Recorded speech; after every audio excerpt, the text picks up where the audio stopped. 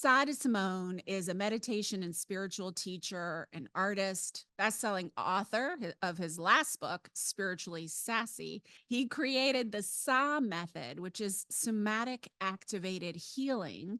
It's healing the body through the body, all kinds of trauma. He's also a chaplain in the spiritual care department at Cedars-Sinai Hospital and even received the CARE Award from Los Angeles for his work with at-risk youth in Venice. His new book, Spiritually We, The Art of Relating and Connecting to the Heart, is such a beautiful book that really describes the transformation that happens when we heal in community and how crucial connection is to our personal evolution, not to mention our peace. Too many of us are isolated and suffering in silence, or imagining that we're not because we're have so many social media friends who we never see in person. So I'm really excited to dive into this topic of spiritually we and what that means, how to recognize soul friends, what a liberatory, as he calls it, friendship looks like, how to find those friends, how or when to separate from friendships, because he's a proponent of not canceling or cutting off anyone, something very different than we're seeing in the common vernacular right now. So I'm so excited to dive into all of this on the language of love with Sah D'Simone.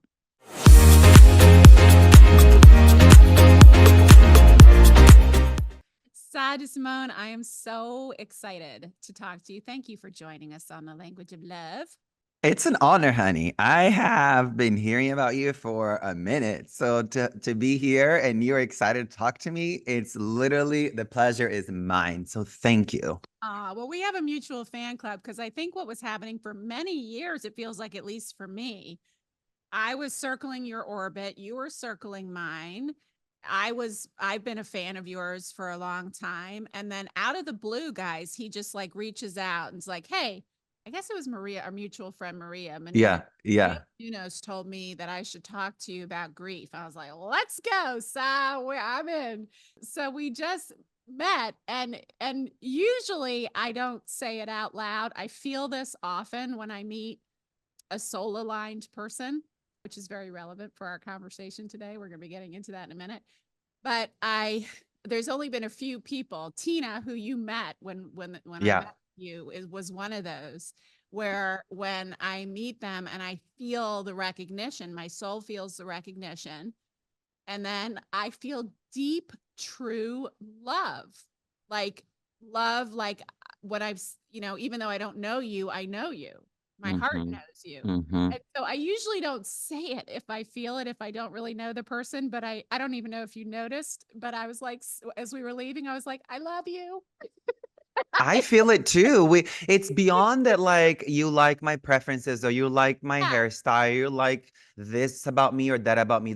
We go into what we are, not yeah, who we are, not the what makes up me, but we go to that deep, yeah. celestial plane of just like, yo, this shit's crazy. Let's have some fun. I've missed you, you Yeah, know? that's what it felt. I was like, "I love you," after, like, meeting you for 2 hours, and it wasn't like an LA, "Love you, baby." It was like, "I Yeah. love you," and Yeah. he said, "I love you too," and then afterwards, I said to Tina, "Was that weird that I just told Sai I loved him? Because I really do," and she's like, "No, that's who you are. You tell people when you love them."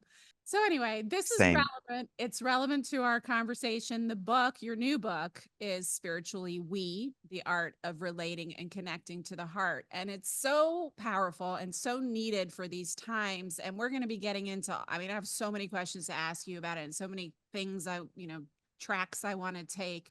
But this idea of friendships that are liberatory or liberating, you call them liberatory, like these soulful, Hmm. soul aligned friendships, Hmm. so needed, so required, and we're going to talk about all of that, but also just this concept of, and I have questions about this because I was really inspired reading and thinking about a lot of things in my life in ways I'm not, you know, as bad as a lot of people are, but like I don't subscribe to cancel culture. I don't just write people out of my life.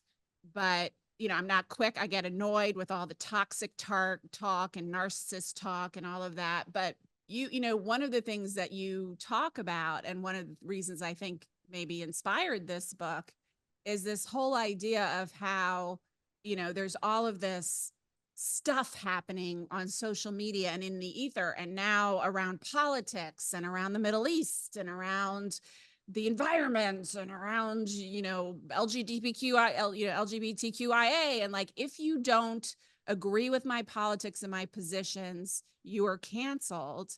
And this too much emphasis on isolating in service to spiritual evolution. And so it feels to me, and I think you essentially said this at different points in the book, that the purpose, like this idea of spiritually we, is that we can't, we're not meant to be in isolation. We're meant to be in collaboration and in connection.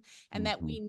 that a huge part of our spiritual evolution can't happen in isolation. Mm, beautiful. Can I jump in? Yes, that was my This is very long so question. I don't even know what the question is, but Oh, you it was a deep question. And I love that you said I don't subscribe to cancel culture. I don't subscribe to writing people off of my life. And look, I think all of that, my love, and to everyone listening, it's a symptom of our inability to be with discomfort. yeah, It's a symptom to our inability to be with unpleasant feelings, which are passing sensations.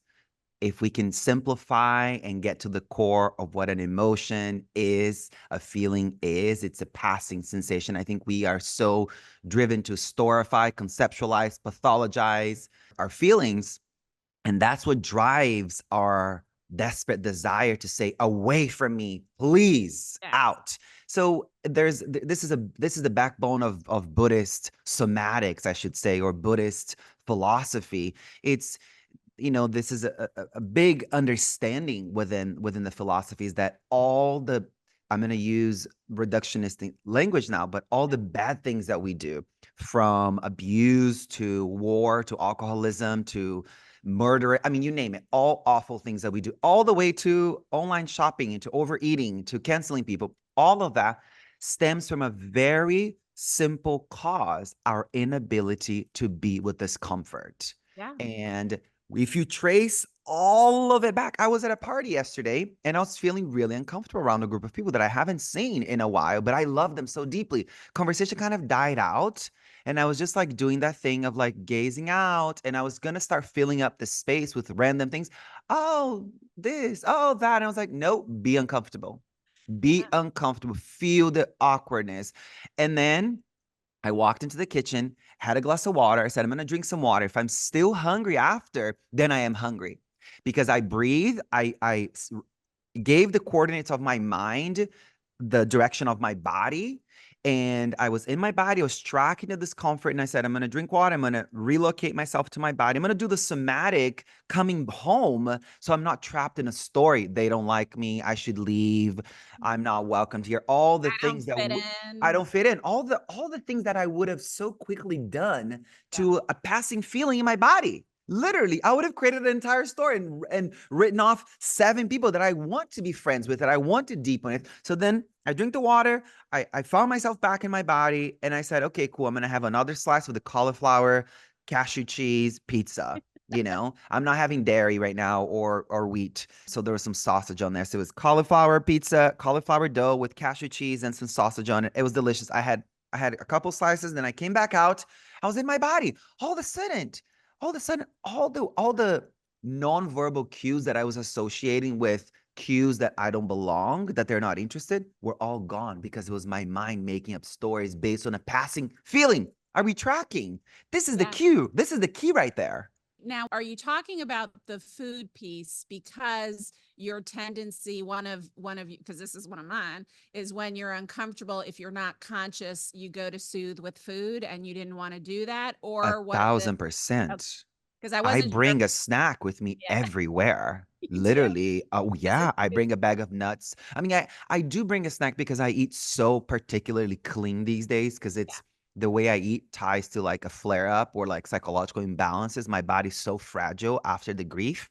yeah, through the grief, through death, through loss. It's like nothing goes undocumented, Everything's unseen in my raw. body. Yeah, it's just like if so anything could lead to a flare up. So that's why. But the snacks are always there for two reasons. One, because I'm super particular about how I eat, and two, as like emotional coping, you Yes. know. But I am trained. I know when I'm uncomfortable and I want to self soothe, breathe, Yes. come home to your body, track what's going on in the body, be with that feeling until it passes, offer the feeling, the awareness, the light of your awareness. Anything that's exposed to the light of awareness changes because the light of awareness has warmth. Anything that's faced with warmth changes. Look at a pile of garbage. It gets composted. It becomes the greatest fertilizer with warmth. This Yeah. is the same thing that we can do with our feelings. One of my students called my work learning how to take out the garbage without having to go through it. And this is what we're not doing with our feelings. We're constantly giving a reason why I feel this way. And there's always someone else to blame for how I feel and when I feel. But it's if you really study, like, and get really clear and really silent, you really realize that no one can place a feeling inside of you. And it's hard to have that much sovereignty, that much responsibility. And to trace it all this back to how you open this is one of the reasons why we are in a loneliness epidemic because we are literally two things. We are cutting people off too quickly because we feel an unpleasant sensation. We say, bye, you're boring, I'm not safe, I gotta go. Or the other side, when an unpleasant feeling comes up, which might actually be your body, your psyche, your spirit, your heart begging for connection, you're like, social media will do, food Yeah. will do, masturbation will do, Netflix will do, whatever will do, besides me sending a message to someone and saying, I need a friend. I need connection. We are deeply deprived. We have this deficiency of connection because we have our muscle, as my friend Shannon Aljo, great therapist, says, our muscle of connection has been atrophied Yes. through technology. Yes. Technology was meant to connect us. And granted, now we know what's happening in every corner of the world, which is wonderful. We have global thinking, but we're not acting locally, not Yeah. only politically, not only with our activist efforts, but with the needs of our body, with the needs of our heart. We're not right here, right now, saying hi to the neighbor. You get into the elevator right now with three people in your building. What does everyone do when there's like 3 floors to go up? Phone. Yes. Or in Immediately. line somewhere or sitting in a restaurant. I do this experiment all the time because I'm aware that I drift with technology and all of a sudden, and I'll be like, holy shit, I've been scrolling and I meant to go downstairs 10 minutes ago, right? You just lose time, lose consciousness. That's why we do it. And so I Lose life, lose lose life. life. Be bold about it. Be Yeah. be honest about the profundity of it. You're losing life. People Yes. are not associating that with it. That's a really good point. And life force. And so I started doing this thing when I'm in a restaurant and like maybe the person I'm with goes to the bathroom or goes up to order another coffee or whatever. And the natural inclination is to pick up my phone and I don't do it. I make it a practice when I'm with someone to put my phone away unless I'm expecting a call. But otherwise, my phone's away. And then I look around the room and I spend a lot of time just looking. I love people watching anyway, but every freaking person it's not doing anything but looking at their phone. It's like really is like those cartoons of zombies when you look around the world. And so there are all these ways we numb ourselves out, but what I hadn't really thought about until I read your book is that this canceling like this isolation we do with ourselves in order to keep our peace Mhm, or to get mhm, away, I'm just going to eradicate all toxic people from my life and I'm just going to go live on a mountaintop somewhere. And I've been there too, is a form of spiritual bypassing, which I'd never thought of it. I certainly have thought of, positive talk and not letting yourself go all the way into the pain you're trying to, it's the same thing as social media or alcohol or something else when you're just like, oh no, I'm not going to think that negative thought. I'm good enough. I'm smart enough. And gosh darn it, people like me, like Stuart Smalley would say from mhm, Saturday Night Live. But this idea of like isolating or mhm, cutting people out can mhm, actually be a form of spiritual bypassing. mhm. That's such a great question. And I want to offer a little bit of contradiction, a little bit of paradox, because it's the Yeah. nature of my work. It's the Yeah. background of this, of relating It's Yeah. paradoxical, it's contradictory. So from one side, yes, you do need to do some of the self-revelation work alone. Some of the deep insights has to come from you and you in the mountaintop, or you and your meditation cushion, or you and your yoga mat, whatever. You and you has have whatever the correct English word is to do it between you and you. You got to do that. However, this is where a lot of people stop. It's Mhm. a psychological trip versus the spiritual trip. The psychological trip is, if I have revelation between me and me, that's good enough. How do I hold on to that? Which then says protected against everyone else, above everyone else's needs, above everyone else's humanity doesn't matter. It's about me, mine, and I. Psychological trip leads you to strengthen the self to such a place that it's all about you. Spiritual trip then offers you an opportunity to test your material. Can I test the peace, the forgiveness, the kindness, the sweetness, the glimpse of God, goddess, divine benevolence that I tasted in my cushion this morning with a stranger, with Yeah. my mother-in-law, with my ex-boyfriend, with whoever? Can I test it? And is it stabilized enough?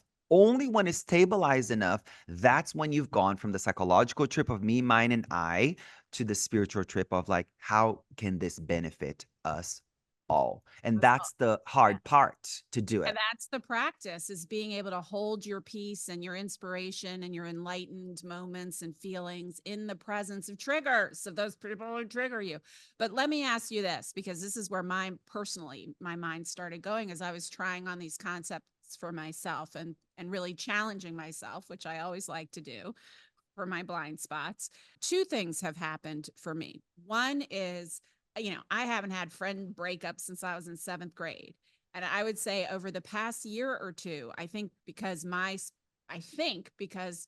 vibration has changed. I don't know what's happened, but several friends have gone cuckoo on, like literally just basically said, I don't want to be friends with you. And I don't want to be friends with you anymore. Now, Mhm, I'm sure I have my 100% in there. And I've tried, and in one case I can kind of figure it out. In another case, I can't. And then part of it is also on the part that's on me is that I can get impatient. So I can see the soul in them. I can have compassion. But what I was touching into when I was holding this question, reading your book, is mm, that, and this is a part that I judge in myself, is that when someone is committed to being stuck mm, in pain and wants to bleed their pain all over me every time we're together, and it's like so unpleasant, and you're not willing to do anything about it, I may mhm, pull back a little. I'm not going to say I don't want to be friends with that person anymore, but I'm mhm, sure as hell not going to want to hang out with them every Saturday mhm, night. Like, am I mhm, supposed to now? Because, like, is the ultimate spiritual practice being present with that and mhm, being with the frustration, like, which I haven't been doing. I've been more avoidant. mhm. Is it about being not trying to change it and not trying, Yeah. which I for me is think hard. Yeah, and here's the thing. I don't really love offering a prescription because it requires more context, but I love the enough context you've offered me. And here's what I can say. It's yes and. It's that great improv acting capacity. Yes and. Yes, pull back because it may just be too much. And also lean in. If your habit, the listener, everyone who's listening, if your habit is to constantly pull away from anything that doesn't feel good, and you're only happy when things feel good, then your goal is to lean in.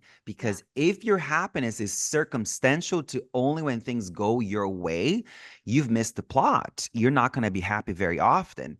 However, if this person has historically played out the same habit of trauma dumping, of gossiping, of toxicity about this and this and that, then you have to see, like, does this conversation inspire me? Does it lift me? And then you also have to go a layer deeper. Where in the concentric circles of your cognitive ability to hold enough people in our lives? Because let me just backtrack and say this in a clear way.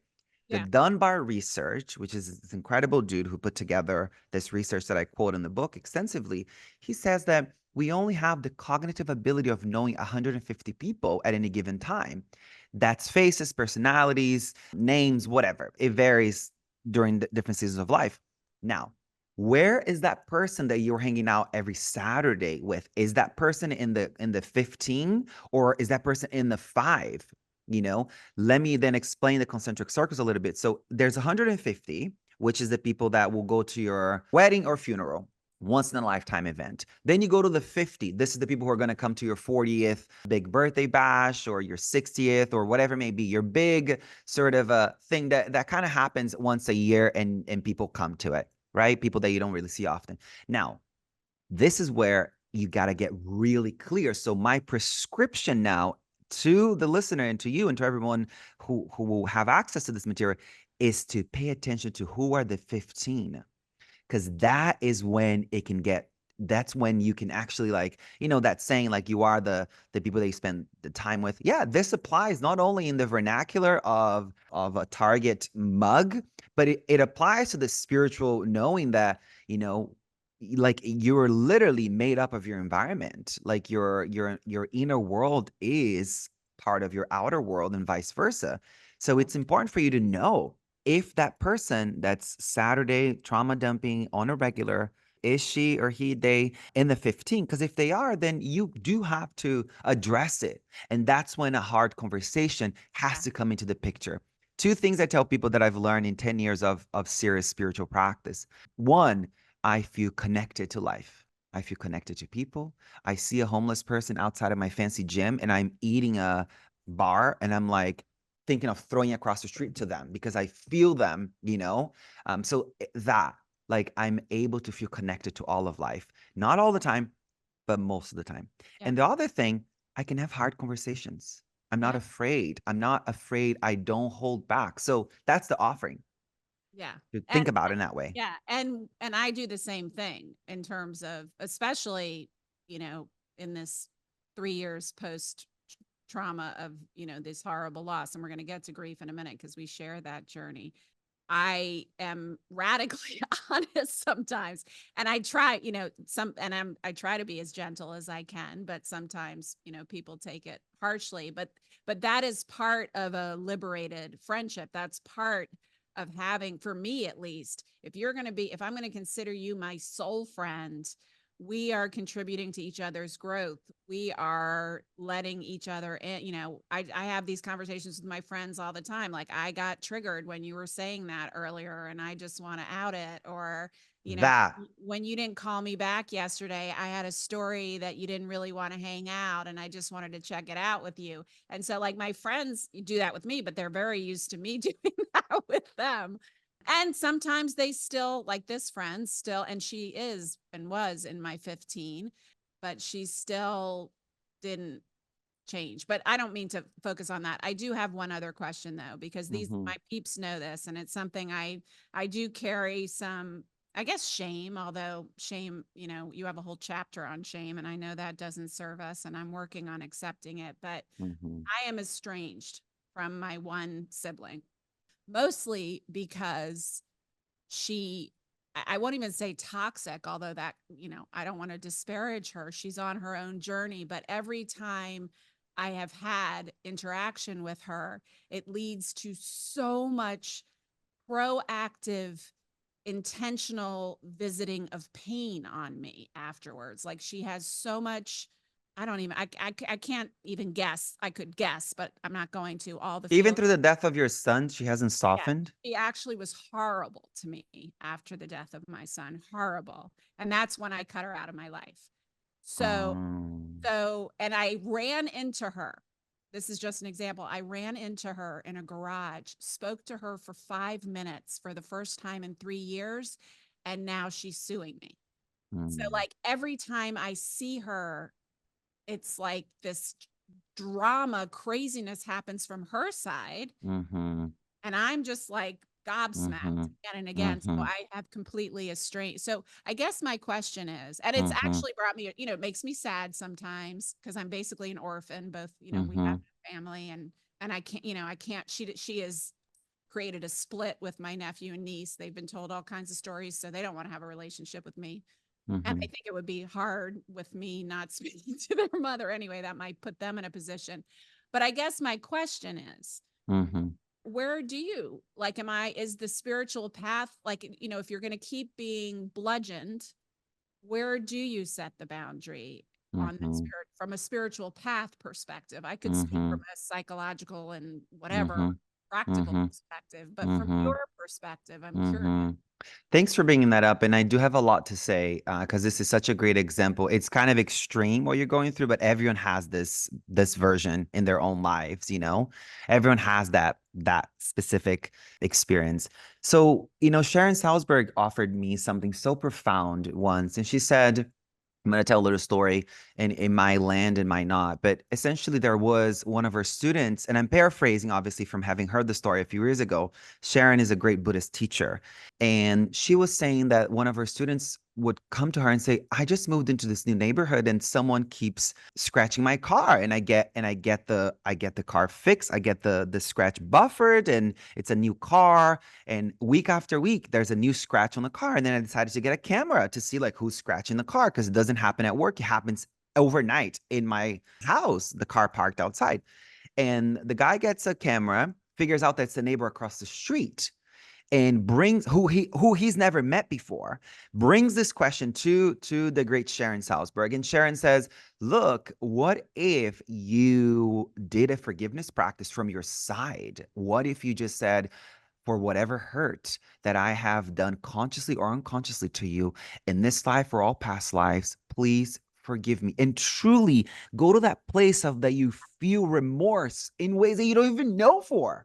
Yeah. And then from that place, then land in your body without guilt tripping, without going through a shame spiral. Just go to that place, feel the profundity of regret over things that you don't even remember doing, but you know you did. Open yourself to that realm of past lives. Open yourself to that realm of ways that we are harming each other that we're not aware of because we're so myopic. Yeah. Our perspective is so myopic constantly. So he did that practice and then brought a chocolate basket to the neighbor across the street and just said, "My name is this. I hope you like this. I'm sorry." And it's never happened again. Wow, Literally that's never happening. interesting. So, That guy was probably lonely. Yeah. I have done the Ho'oponopono. I do it a lot to her, the Ho'oponopono okay. prayer, by myself. Obviously, I don't do Mm-hmm. it out, I don't speak to her, but Yeah. Yeah. I would say at least once a week because it really causes me pain. It's like this feeling of feeling peace and comfort that I'm not in contact with her because I'm safe. If Mm-hmm. I'm not in contact with her, and it's a Mm-hmm. relief because I don't have to deal with the crazy drama every time I am in Mm-hmm. contact with her, but Mm-hmm. there's also all of this sadness and grief over the fact that I don't have a sibling, that we're estranged. So, and she, would be very happy to keep torturing me and to stay in relationship. And maybe in the way that neighbor was, part of the reason she's torturing me is because I am estranged. It's that catch 22. But it's a really interesting question on where of like that really requires a tremendous amount of self-awareness and I think body awareness to figure out where that line is, where when you're like spiritually bypassing and not taking accountability, Mm-hmm. and Mm-hmm. when it really is important to protect yourself Mm-hmm. and to set that boundary. And I It's want to say something too, because Laura, you named this earlier on. You said, I do name to my close friends, oh, when this happens, these are the stories that I tell myself. You kind of brushed by this quickly, yeah, but yeah, what I want to just highlight this and raise this because that is a masterful skill. That's not a skill that 99% of people that I work with, that I've trained, that I see, that I've engaged with. And girl, to sound humble right now, I have seen it all. Global superstars housed to former slaves. The only two places I haven't been at is a refugee camp and a prison, and that's my dream. I'm working towards that. So I I can can get you say, into prisons. I know some people that work in so prisons. let's get into it. Let's do a grief circle in prisons. I Oh think my this would God. be our thing, our next thing together. But I want to say that you brushed by this and it's profound. What if, I'm not saying that you haven't perhaps done this with your sister, but what if there is a point that you just write the letter to yourself first and just see what comes up? Hey, when this happens, these are the stories that come up. And when these stories come up, I want to do this. And when I want to do this, it leads me to all these other feelings. And then it just offer the paper first. your inner inventory of I feel, I think, I do. And when I do, I feel, I think, I do. Go to that circuit, which sometimes I call a circus, of inviting people into that depth of your inner world and see what cracks. 9 times out of 10, what I've noticed is if you do tell someone that you have a difficulty with or you have a trigger, sometimes it's not the most charged trigger Yeah. that this comes up. Uh, Opening the door for that depth of inner vulnerability will soften. If you say, hey, when you say we're going to do this, and then when you say you're going to make this introduction for me, and I check in about it and say, I'm doing it tomorrow, and you don't do it, Yeah. I just tell myself the stories of like, you don't care about me. You're not my friend. You're not reliable. I'm not good enough. I should probably stop what I'm doing. And then when I think these thoughts, I want to go across the street, buy a 2 liter Diet Coke and a pack of cigarettes, and I just want to like throw myself down the hill after.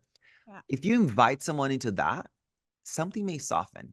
Because when we get to know the depth of each other's neuroses, it's almost impossible for us not to soften because Yeah. we're constantly just pretending that we've got it all together, you Yeah. know? And you're being vulnerable and authentic, which to me are two of the keys of true, authentic, free friendships. And, one of the things that I know you've said, I don't remember whether I've heard you say it or if I read it in the book, but how, social pain, the pain of rejection or the pain of loneliness is as biologically painful as starving. It's like a key physical need. I was wondering Mhm, if you could speak mhm. to that a little bit. That's in the book. You're Yeah. you're you're quoting the book. Yeah. So thank you for raising that. That's very beautiful.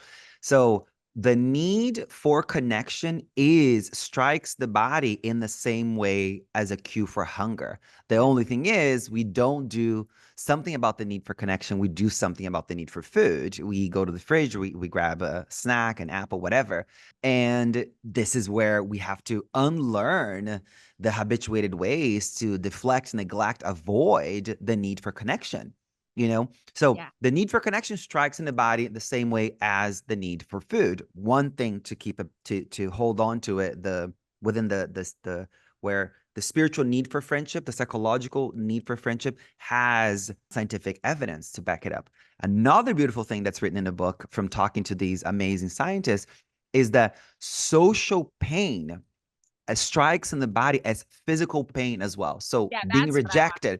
Yeah. being rejected, being neglected shows up in the body as physiological pain, like you stub your toe or you hit the funny bone or you bang your head or whatever. It feels like physical pain. And then what do we do with physical pain? We numb.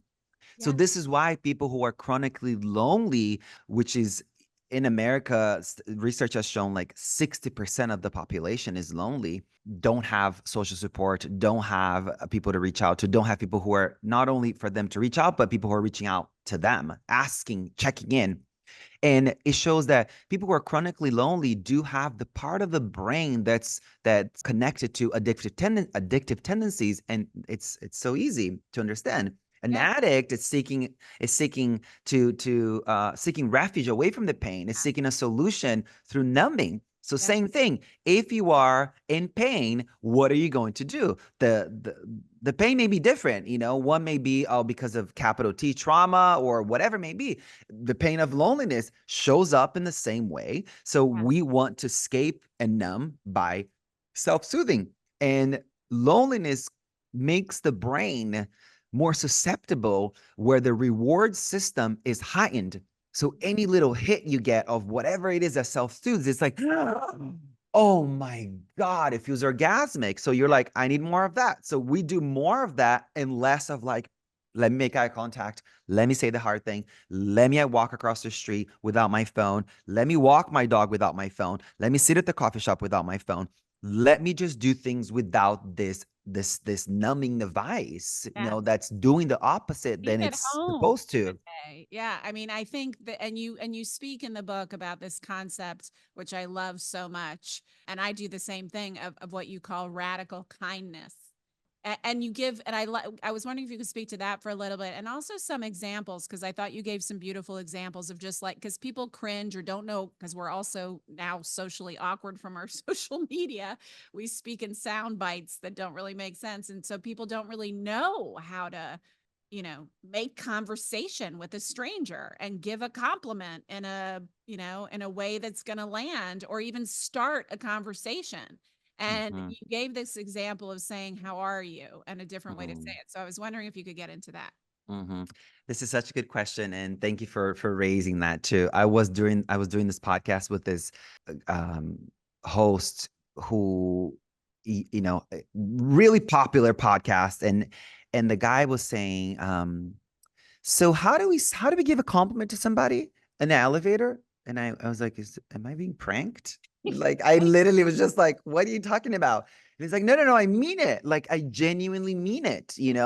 And I recently saw Emma Sapola, who was this like amazing scientist on happiness. And I saw one of her reels saying that people who are genuinely happier are people who are constantly sprinkling happiness everywhere they go. And one of the things she said is that lifting people, raising people up, compliments, compliments. Everywhere you go, there's always a glimmer. There's always an opportunity to connect with their divinity. There's always an opportunity to say, I like your hair, nice shoes. Wow, you look great. Have a nice day. Like literally reawaken the severity that today may be the last.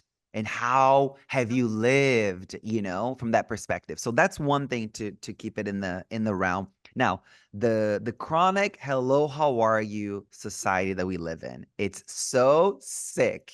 And Yeah. I say this with a smile on my face because it is so crazy. Yeah. And not the kind of cute crazy that I am, that we are. It's that like, yo, stop. This is not good.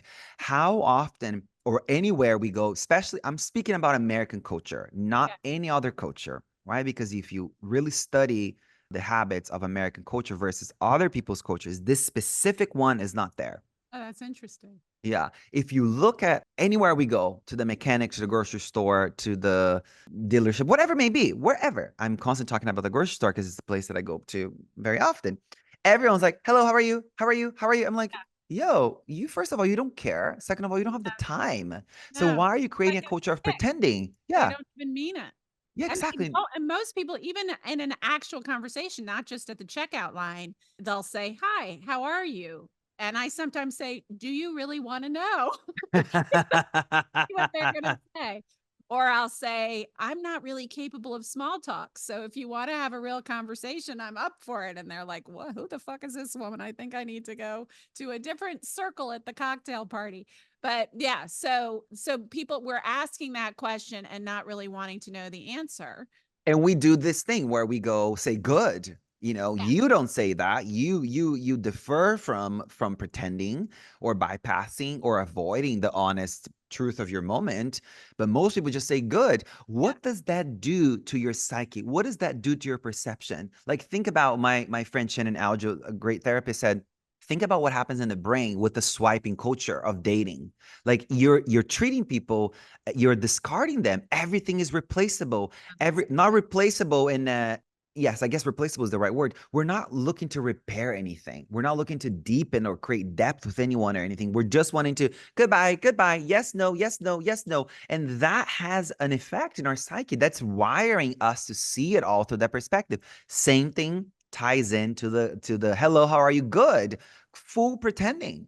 I just say nice to see you or stay quiet. I yeah, offer the awkwardness of silence. And yeah. I let them say, hello, how are you? And I just give them a pause. And inside of my body, I'm saying, just like me, they want to be happy. Just like me, they want to be free from suffering. Oh, And it's literally, it yeah, humanizes me, it humanizes them. All of a sudden, we're in that plane of like, wow, that person's just trying to do the thing that they've been habituated to doing. they've been And taught to.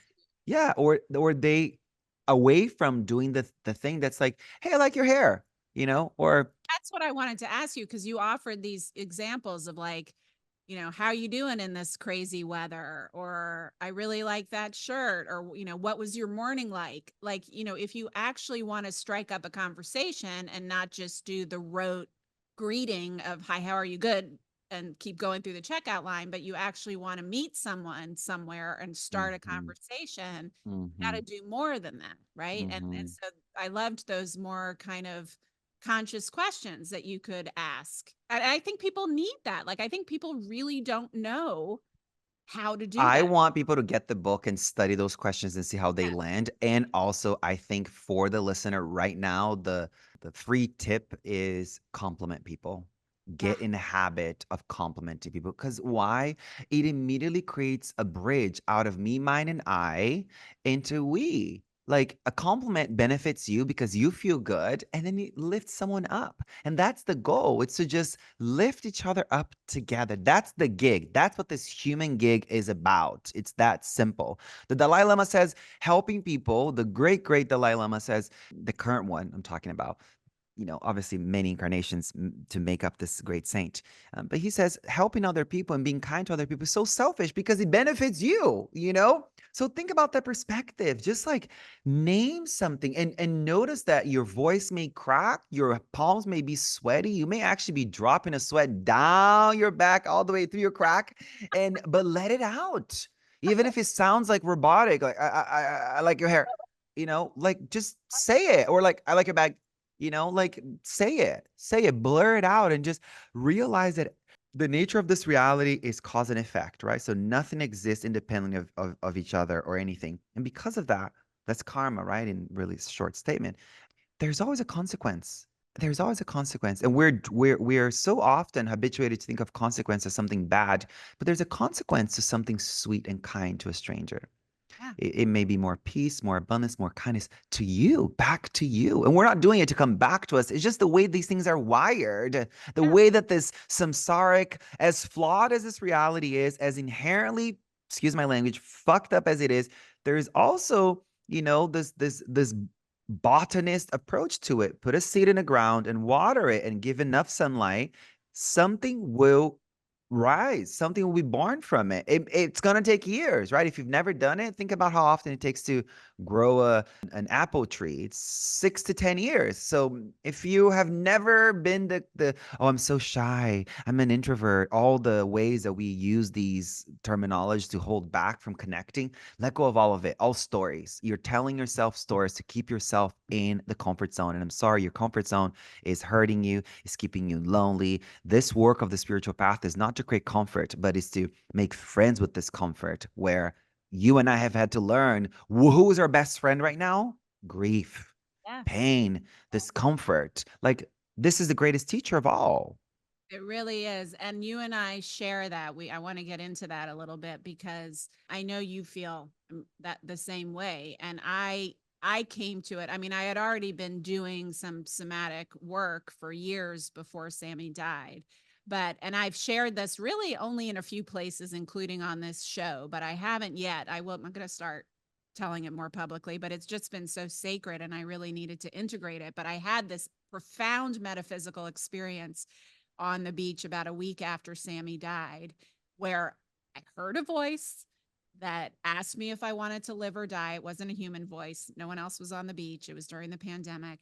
And when I said yes, I understood what the question meant for me because I had, and this you'll find, I think we maybe even talked about this when we met, but when my mother died, which was my worst, most impossible, similar to how I had a similar relationship with my mom, and my mom was a light on the planet like your mom was. And she was my person and the one I called when anything amazing happened or anything horrible happened. And so that was like an impossible loss.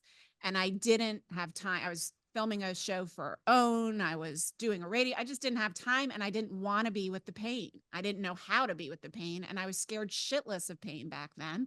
Mhm. So I just distracted. I just pushed it down. I didn't deal with it. And within a year, with no risk factors, genetic or otherwise, I had breast cancer in the same breast that her breast cancer was. Oh I my had to God. stop my life, I had to have a mastectomy, year of chemotherapy, blah, blah, blah, blah.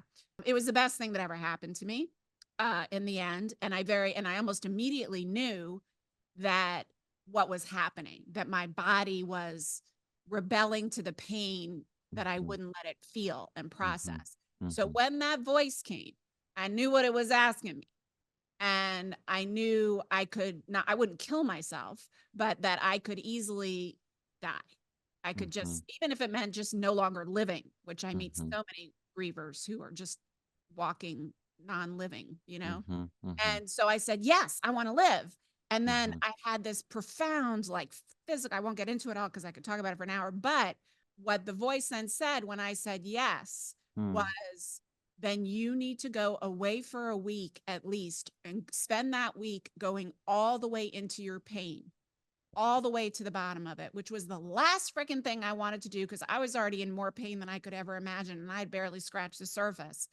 But when mhm, a voice tells you you're going to die if you don't do something, at least I do it. So I mhm, did it. And it was the most profound. It's hard to even describe how mhm, I learned lifetimes in mhm, that week. And it set me on the path to transformation that you live. I mean, I've been living for a long time, but I went and still do. And for an entire year, every single day, even if I didn't want to, even if I was feeling okay, I would force myself to stop, go into my body, and go all the way in to mhm, wherever the bottom was. And people think there will be no bottom if I do that, and there mhm, is. But I know mhm, you and I really feel strongly about the only way is not around, over, or under the pain. The only way is through. You have mhm, to feel it to heal it.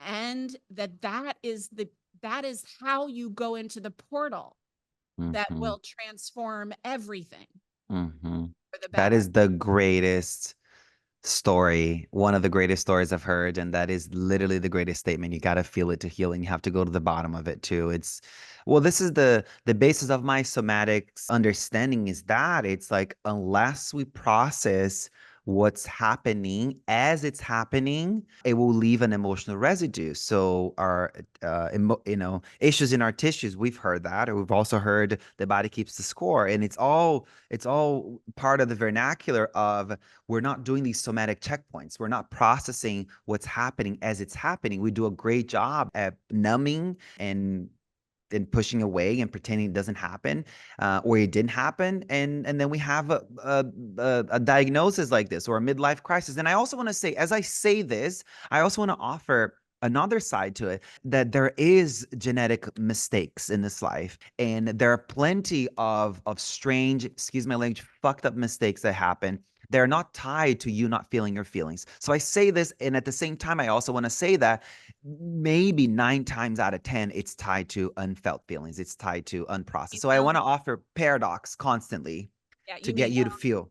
you mean the Huh? illnesses and chronic diseases that come up from not Exactly. From stuff. not feeling, from not processing anger, from not feeling the grief. And I also want to offer something else too. It's like from doing my medical chaplaincy training at the hospital, sometimes in the ICU, a patient dies and I'm like there with the family, the patient, and then I go check in a nurse and the nurse says, "Oh no, I'm fine. I'm gonna go to a 432 and they need something." I'm like, Mm-mm. this right here is the quintess. It's such an extreme example, but it happens in our lives the entire day. We're doing this thing that the nurses do, not all nurses but most, literally saying, "I'll do it, I'll deal with it tonight." And the way they're dealing with it tonight is a glass of wine and Netflix. Yeah. It's literally not actually feeling the feelings. The goal of somatics, in my view, is that we actually have defrosted and unlearned our habituation to distract so much that we're able to feel what we feel when we feel. I can actually have open awareness of what's going on around me, simultaneously have awareness of what's going on inside of my body, and not You allow one to bleed into the other, which often we do. What's going on around me makes me feel this way, and when I feel this way, I see the environment through this lens. That is where we have to do the somatics separation, the mindfulness, to know like your environment doesn't have to dictate how you feel. And how you feel doesn't have to dictate the quality of your environment. We have to arrive at a place where we have less stories about everything and just develop the felt sense, which is very simple. Feelings have three main qualities, right? Pleasant, unpleasant, and neutral.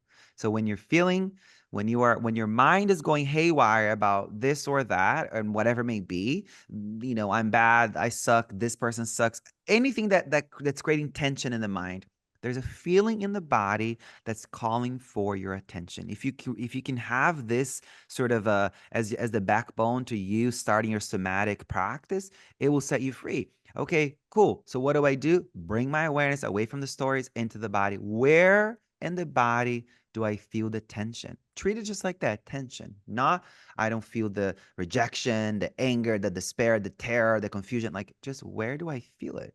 Okay, cool. Oftentimes for me, when it's a strong textured emotion, it's literally in my belly, like Right. literally right there. Yeah. Or it's in my chest area. Go there. Be with it. Be And with just it. sit with it and then move out of the way. And then Literally, it will run its natural course. Everything in in this life, in this realm that we call human life, planet Earth, has an expiration date. Everything does. Your feelings too. yeah, The expiration date of a feeling may be 90 seconds, 3 minutes. If we emphasize, if we stuff the feelings with stories, that's when we activate all these other neurochemistry that creates all this inflammation, and that's when we have like a whole day of paralysis, or a couple weeks, or perhaps a decade of chronic illness if we keep doing that. yeah, So feel it to heal it, and oftentimes I want to offer this too, this tiny little bit. Emotional wellness or feeling well has to do with you having the capacity to feel in a way that matches the context of reality. Meaning, someone is happy, can I be happy with them? yeah, Something good is happening. Can I be happy about it? I see a mother and daughter laughing. I won't go into that. Oh, poor me. I don't have a mom anymore. Can I be happy for them? See someone sad. Can I be sad with them? Like, does your emotional vocabulary match the context of life without added stories? That's when you know that you're becoming free. Oftentimes, and this may land for people, our emotional language is totally out of context with reality. A sad thing happens, we're like, okay. Happy thing happens, we're like, okay. Or something small happens, like if someone cuts in front of you at the supermarket, you literally become a rage monster. yeah. These are the things that we got to tame to. The great mantra in AA, Alcoholics Anonymous, is if it's hysterical, it's historical. It really points to this unfelt feelings. It points to this archaeological somatic practice that we have to do to feel what we haven't felt without naming the need for a story. And this is where it can open the door for, oh, but I like telling the stories. Yeah, it's nice to feel validated. But if you want to heal, telling the stories over and over again, it won't set you free. What will set you free is you being with the feelings that are wired with the stories. And the stories, while you're feeling the feelings, the stories interrupt the processing of the feelings and prolong it. So if you can just move your thinking brain and stop the stories, and just like I have this practice when I move into the somatic state where I literally imagine moving all my consciousness from the left side of my brain to my right, so that I'm out of my thinking brain, and I just say to my body, I'm not thinking, just do whatever the hell you want to do. And I get like, I pull back my brain and let my body take over, even though obviously my brain and body are in concert. And I'll start doing all kinds of crazy shit that my body wants to do. And I'm like, all right, we're going with this. And it does only take, 3 to 5 minutes, but it's when you start being like, and then that you stay really stuck. Now, the other thing that I That's love. so brilliant. I want to highlight this for a second. That is so brilliant. That practice, oh my God, like 10 out of 10. Wow. Oh, I'm glad you approve. Wow. But the SAH method, which is I know it's your name, but it's an acronym for your embodiment somatic Hmm. practice. Yeah. One of the things that you speak about is this idea, which I think is so beautiful and completely true. I always say that grief loves an open door. So if you're like if you're crying over a commercial, anything you've lost is going to be, your body's going to be like, let's go, pull it all out. But you talk about how with a lot of the somatic techniques you use, you could have 20 different traumas in there of all different kinds, and they're all going to come through without the story, without I mean, not that it isn't helpful. I'm a talk therapist who does a lot less talking at this point in my life and a lot more somatics. But, this idea of talking things through and identifying all 20 of the things you need to heal from, you don't even need to identify them to heal them through somatics. So speak to that a little bit. Oh my God, you've done your research to have me on the show. I'm so honored that you care enough about my work to bring this up I because this is such a revolutionary thing. Oh my God, thank you, Laura. This means so much. Okay, so I want to name something as you're saying this and to help people. You don't have to remember your pain in order for you to heal. You don't Yeah. have to remember your trauma in order for you to heal. You don't need to revisit the past in order for you to arrive at a present moment awareness that you're more relaxed, more open, where your future doesn't have a ghost of the past hovering over you constantly, right? And I think a lot of people, when they wake up, they're like, oh, I have these 23 things that have happened to me, and they all have these very individual stories, and they're all created these different kinds of feelings. And yeah, perhaps. But if you really realize that when you feel angry about a simple thing and you start to go into that mode of rage monster and you really are able to realize, oh my God, this anger doesn't match the context of reality. That's okay. No problem. Don't judge yourself for it. No problem. Come into your body, go to the place in the body where you feel the feeling, stay with it, stay with it.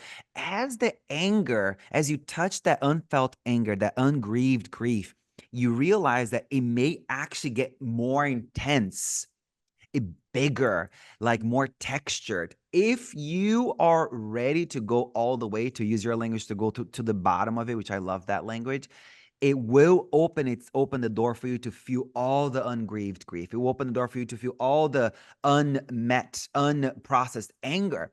And then what will happen is all the stories that you have, they're associated with anger. All of a sudden, they're just a part, they've been moved out of the memory bank of like traumatic, bad things into the memory bank of like, meh, no Yeah. problem. You know, it's just we can do this memory transference from the textured memory bank that keeps us looping and ruminating. And we could just move it over by feeling it, not by saying, I wish this memory was here. I wish this memory didn't haunt me. I Yeah. wish this story didn't visit me every day at 2 p.m. I just feel the feelings associated with these stories without having to revisit the stories and watch what happens. Memories no longer have power They don't have this. because yeah, because you've literally unwired. You have severed the hard wiring of story and feeling, which is where you have choice. Talking back to stories, you're always going to lose because the mind and its creative power is insane. It takes on information so much more than you can ever process. You know what they say, you open a book and your mind has already like saw every single letter, pulled out every concept, and for a dyslexic person, I haven't even read the first word, but the brain has already processed all of it. So imagine that we're taking all this information. So you're always going to lose the fight by talking back to the stories. And what we need to do is go to that feeling. And once you process the anger or the rejection, feel rejected one time and don't say, oh my God, this rejection makes me feel like this because of all these other times that I felt rejected.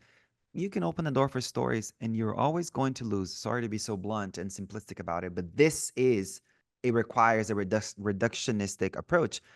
Go to the body, Yeah. feel the feeling in the moment. The key here is to feel it in the moment. And then miracle's going to happen. It will pass. And one thing you can do too, if you don't have somatic awareness, which means what? You don't know how to actually go to your body with your mind's eye. You don't know how to bring your awareness to your body with your eyes closed or eyes open.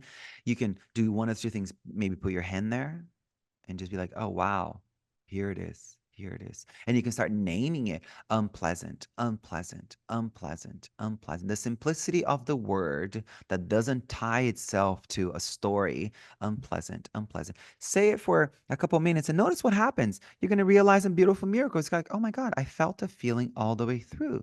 I finally know what Laura and Sah have been saying. Oh, feel it to heal it. And then in 2 minutes, you're like, oh, wow, I'm not angry anymore. I'm not even angry at that story. I'm not even angry at that person. It's You're gone. sitting with Boom. that part. You just go excuse yourself and go to the bathroom if you're sitting at your cubicle when it happens, right? So let me ask you this because it's contrary to what you're saying. So I want to check this out with you. One of the techniques that I have used, especially if like I'm in the middle of filming a television show or a course, and I've got hair and makeup done, and some big feelings are coming up all of a sudden. It is an inconvenient time, and so what I do is I have this container strategy where I just take a few breaths. I envision a container. For me, it's like a beautiful apothecary jar. And I ask the feelings to go in there for the time being. And I close and I say, but I promise tonight at 8 p.m., I'm going to sit down with you.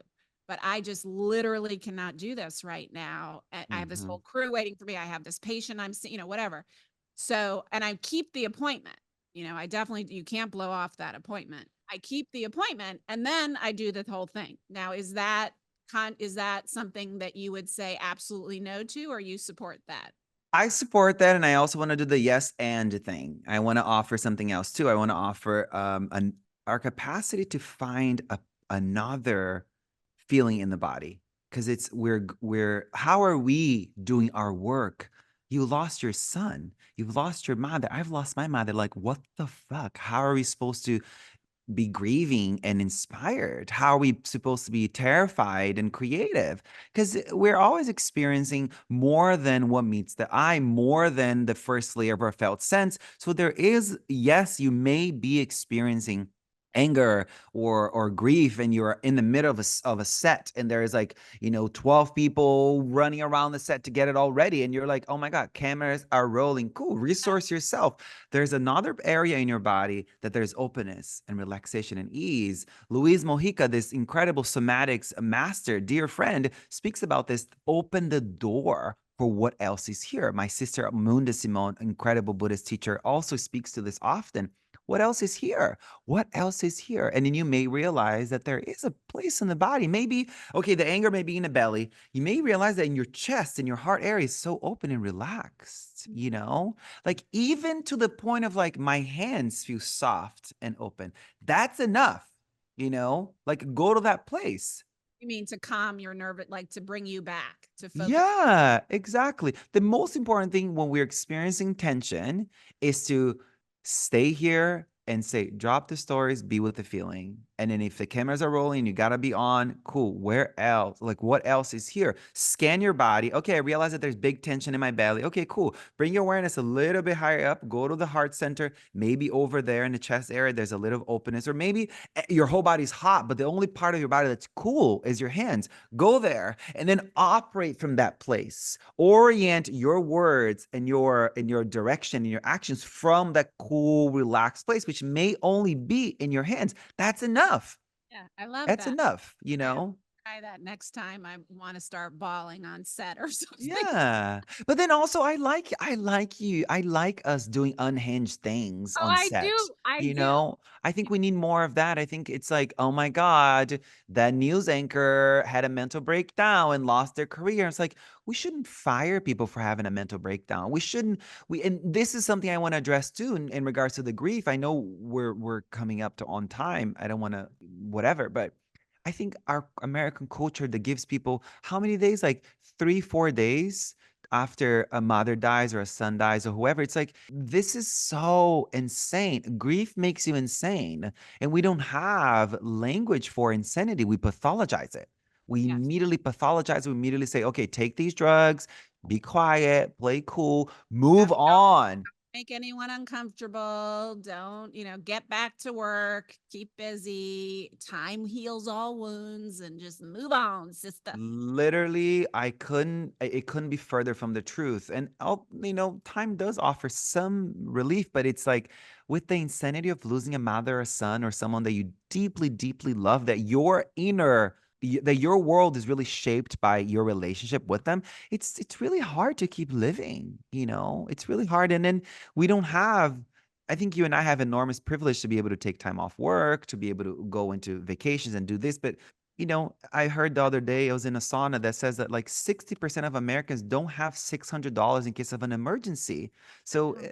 That's insane. And all 60% of those Americans will have someone die in their lives. And Oh, you don't have $600 for an emergency, which means what? You don't have money to take time off work. And then everyone at work is going to pathologize you for acting crazy when someone died. And I just want to say, fuck you, because that's so fucked up. Our culture needs to do better with grief. Our culture needs to do better with the end of life, with the dying process. We must change. Everyone we know will die, including ourselves. I hope I go before the next layer of loved ones so I don't have to, go through that process. But anyways, this is me being silly. I'm just saying, like, we have to learn how to be with the griever. We have to learn how to be with those who are going through a really emotionally challenging time and not pathologize them right away because it makes us feel uncomfortable. yeah. To be a good friend during a time of grief is, can I do I have today? Okay, cool. Today's the day I'm gonna go be with that friend. I'm okay being uncomfortable with them. That's Yeah. all you need, is to Just be able to be uncomfortable. sitting next to them while they're uncomfortable. You don't have to fix it or make it better. And and that's why I'm so passionate about raising money for scholarships in particular, because my passion is, I mean, all grievers, but especially grieving mamas, because when mama's not okay, nobody's okay in the Yeah. family. And also because it's close to my own heart. But I hear from, you're in so much pain you can't function, much less work. And you don't have a lot of most people don't have a lot of savings to lean on. And so it's not like they could possibly get their work to let them off, but they won't be paid. And they certainly can't pay for a healing retreat or a Yeah. transformational experience that can help give them all the tools they need like this to work through the grief in a productive Mhm, way. And so mhm. that's why I'm just so passionate about raising the money, because on our last, our big retreat we did, I'm going to rope you in for the next one just so you know, but on the last retreat we did, the big one at 1440, we had 66 grieving mamas, and 40 of them we were able to bring on partial or full scholarships. My Wow. hope is this time that I'll be able to bring that many or more on full scholarships. So I'm working hard on that. But This there's is God's work, Laura. This is literally the most important thing that's happened. I mean, it's been awful and insane and so fucked up in so many ways. But one thing that's really that my mother's death has offered me is understanding that this is the most important thing, is to help people grieve. yeah, Because I'm because with we don't have enough people talking about it. We don't have enough tools. We don't have people that care enough to do what you're doing, to be like, 40 people come for free or partially paid to this yes. iconic retreat where you're going to walk out of there and be like, okay, grief is not my enemy. Grief is my friend. Yes. Yes. Okay. And it's like nobody talks about it. It's all taboo and nobody has any idea it's like sex. It was the same thing that got me into sex. I was looking around and being like, how the hell we are all here because of sex. We all have sex. We need, like, what is going on that no one is talking about this or knows how to do it or knows how to navigate it? And I was just said to my husband the other day and he was cracking up. I was like, I feel about grief the way I used to feel about sex, which is a Wow. multi-layered statement. Wow. But Yeah. it's that. I'm like, what the fuck is going on Mm-hmm. that nobody knows how to do this? And so, Mm-hmm. yeah, we are aligned with that. Mm-hmm. I'm so excited about your book. I want everyone to read it. Spiritually We. It's going to be inspiring. It's going to give you tools. And, the bottom line is that, like you've said, the only way that you can really find peace is by becoming truly peaceful when and hold that peace when in the presence of the world, when in the presence of others. That Exactly. that's half the game. Literally, you named it. Thank you for summarizing the book so well. Yeah, community is the cure. The book offers there's two main underlying you know parts to it. It's one, to reach the goal of utmost liberation, nirvana, enlightenment, samadhi, whatever you want to call it. You need to test your material. You need to do it in community. You need friends. You need the sangha. You need to be testing how free are you, and it requires relationship. Even the Buddha's enlightenment was relational. When in the morning of his enlightenment, the personification of evil, Mara, came to visit and said, how do you know that you're free? The Buddha said, Mother Nature is my witness. There isn't witness. There isn't. He put his hand on the floor, on the earth, and the earth shook in affirmation that he was free. And the other side of the book, the importance of all of this is urging to the more practical aspect of it is we're all going to age, get sick, and die. And you should not go through that alone. The amount of people that I've seen as a medical chaplain go through this process alone is heartbreaking. Yeah. Statistics show that's 40%, but being in a hospital in person myself and talking to the medical staff, it's not 40. We're looking at double that. Oh, yeah. 80% of the elderly population enters a hospital without social support, no friends, no family. We have to change that narrative because we will inevitably all get sick, age, and die. And we cannot do this alone. No, we can. I'm with you there 100%. That is my greatest fear and my greatest pain is seeing that in people when they're suffering alone with no support. Oh, it's like the worst. So many things to talk about. I could talk to you for 4 hours and more. I'm so grateful for you, Sah. I'm so grateful for your heart and all you're teaching us. And I look forward and you're gonna come to my Grieving Mama meetup and take us through a tasting of the SAH method. So I'm really excited for that too. We're going to play a lot together. Thank you so much. What an honor, what a joy. I am like lit up by this. Thank you.